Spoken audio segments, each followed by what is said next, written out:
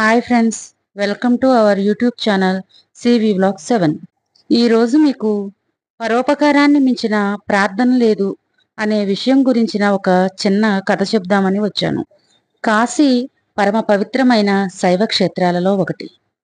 కాశీ విశ్వేశ్వరుణ్ణి దర్శిస్తే పాపాలన్నీ నశిస్తాయని, ఒక పునర్జన్మ ఉండదని భక్తుల విశ్వాసం. అందుకని లక్షల సంఖ్యల్లో భక్తులు ప్రతిరోజు విశ్వేశ్వరుని దర్శించుకొని వెళ్తూ ఉంటారు.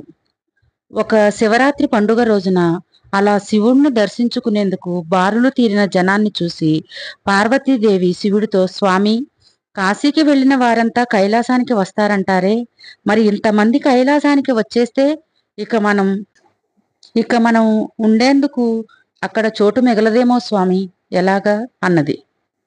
శివుడు నవ్వి, ఇంతమంది కైలాసానికి రావటం ఎలా సాధ్యం దేవి?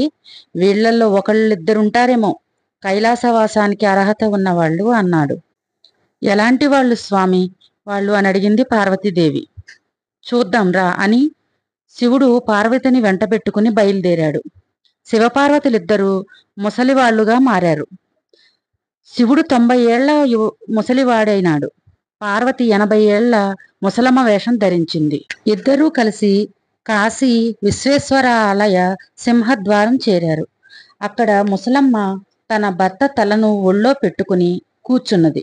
దేవాలయంలోనికి వెళ్లే వారందరినీ, అయ్యా, భక్తులెవరైనా దయతలచండి, నా భర్త దాహం తీర్చేందుకు కొంచెం గంగాజలం పోయండి, నేను వెళ్ళి గంగాజలం తీసుకురాలేను, నా వల్ల కాదు, నా భర్త ప్రాణాపాయ స్థితిలో ఉన్నాడు, ఏ క్షణంలోనైనా ప్రాణం పోవచ్చు, ఈ స్థితిలో నేను ఆయన్ని విడిచి వెళ్ళలేను, మీలో ఎవరైనా కొంచెం సాయం చేయండి అని వేడుకుంటున్నది.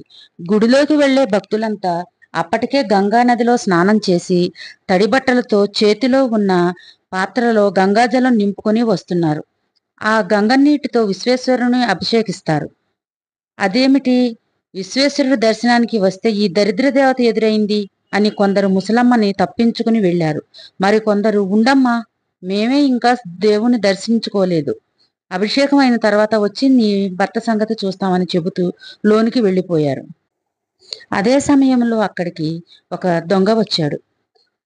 అక్కడికి దేవాలయ సింహద్వారం దగ్గర భక్తులు కిక్కిరిసి ఉన్నారు.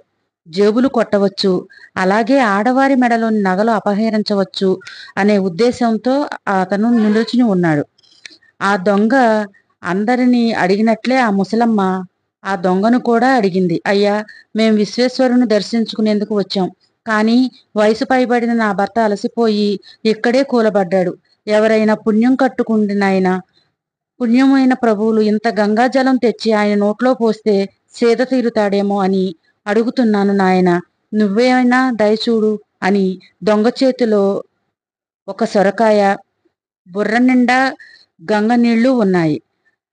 అతను, దానిదేముంది అవ్వా, ఇప్పుడే తెచ్చుకున్నాను గంగ నీళ్లు, ఇవిగో అని ఆ నీళ్లను ముసలాయన నోట్లో పోసేందుకు మోకాళ్ల పైన కూర్చున్నాడు.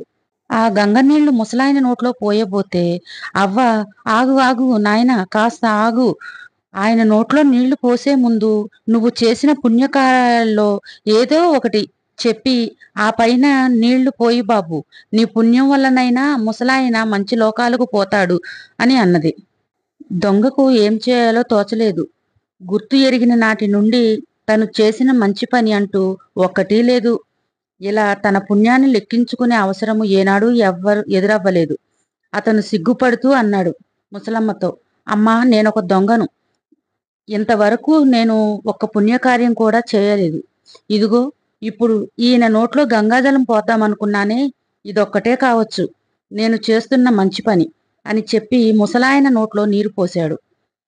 మరుక్షణం శివపార్వతులు ఆ దొంగను నిజస్వరూపాలతో దర్శనమిచ్చారు. నాయనా, నిజం చెప్పటం ద్వారా నువ్వు ఈనాడు గొప్ప పుణ్యం సంపాదించుకున్నావు. సత్యాన్ని మించిన ధర్మం లేదు. నువ్వు చేసిన ఈ మంచి పని వల్ల ఇంతకాలంగా నీవు చేసిన పాపాలన్నీ పటాపంచలైపోయాయి. ఇక పైన చెడు పనులు చేయక పవిత్రంగా బతుకు. మానవ సేవే పరమార్థంగా భావించిన నువ్వు జన్మాంతంలో కైలాసానికి చేరుకుంటావు అని వాళ్ళు అంతర్ధానమయ్యారు. ఆ పైన దొంగ పూర్తిగా మారిపోయాడు. జీవితాంతం మంచి పనులు చేస్తూ గడిపాడు. చూశావా, పార్వతి, ఇలాంటి ఏ కొందరో వస్తారు కైలాసానికి. పరోపకారాన్ని మించిన పరమార్థం లేదు అన్నాడు శివుడు. అవును అన్నది పార్వతీదేవి. అంగీకరిస్తూ సెలవు తీసుకున్నారు. ఓం అరుణాచలేశ్వరాయ నమః.